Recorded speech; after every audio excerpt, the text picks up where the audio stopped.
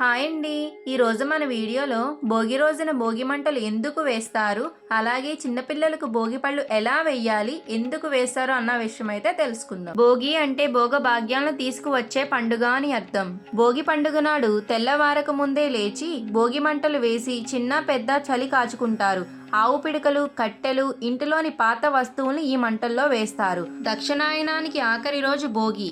దక్షిణాయంలో తాము ఎదుర్కొన్న కష్టాలు, బాధలు భోగి మంటల రూపంలో అగ్నిదేవునికి సమర్పించి రాబోయే ఉత్తరాయణంలో సుఖ సంతోషాలను ప్రసాదించమంటూ అగ్నిదేవుణ్ణి ప్రార్థిస్తారు. భోగి మంటలు పూర్తి కాగానే తలకి ఒంటికి నువ్వుల నూనె పట్టించి నలుగు పెట్టుకుని కుంకుడుగాయ రసంతో తలస్నానం చెయ్యాలి. భోగి మంటలు వేయడం వల్ల మన ఇంటి పీడను తొలగిస్తే, ఇలా స్నానం చేయటం వల్ల మనలోని పీడను, దరిద్రాన్ని తొలగిస్తుందంటూ పెద్దల నమ్మకం.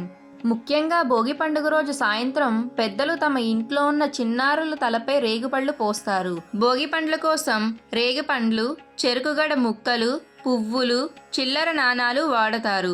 కొందరు నానబెట్టిన శనగలు, అక్షింతలు కూడా కలుపుతారు. ఈ భోగి పళ్లను 5 ఏళ్ల లోపు పిల్లలకు పోస్తారు. భోగి పళ్ళు ఎందుకు పోస్తారు అంటే, పూర్వం బదరికావనంలో నారాయణులు తపస్సు చేసుకుంటున్నారు. ఆ సమయంలో వారికి ఆకలి వేసిందట. అప్పుడు సమీపంలో ఉన్న రేగు చెట్టు దగ్గరకు వెళ్లి పండ్లను కోసుకుని తిన్నారట.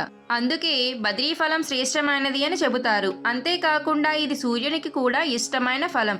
సూర్యుడి రంగు, రూపు ఉన్న ఈ పండ్లను పిల్లల తలపై పోస్తే ఆరోగ్య ప్రదాత అయిన సూర్య భగవానుడు ఆశీర్వాదం లభిస్తుందని నమ్మకం. అందుకే గుప్పిటి నిండా భోగి పళ్ళను తీసుకుని 3 సార్లు పిల్లల చుట్టూ తిప్పి వారి తల మీదుగా పోస్తారు. అలా పోస్తే అవి జారి కిందకు పడతాయి. అందువల్ల శరీరం అంతా సూర్యుడి శక్తి లభిస్తుందని నమ్మకం.